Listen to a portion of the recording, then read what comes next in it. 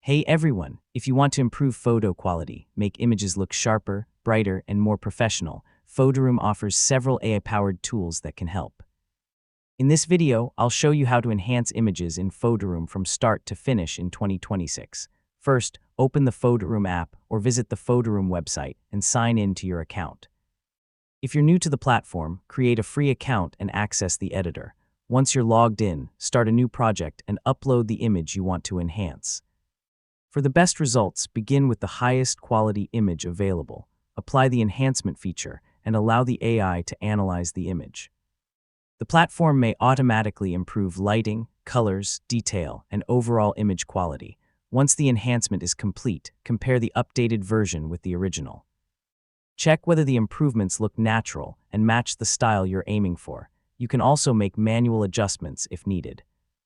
Increase brightness to improve visibility, adjust contrast to add depth, and fine-tune colors to make the image more vibrant.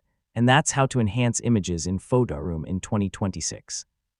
With AI-powered editing tools and simple controls, you can improve image quality and create professional-looking results in just a few minutes.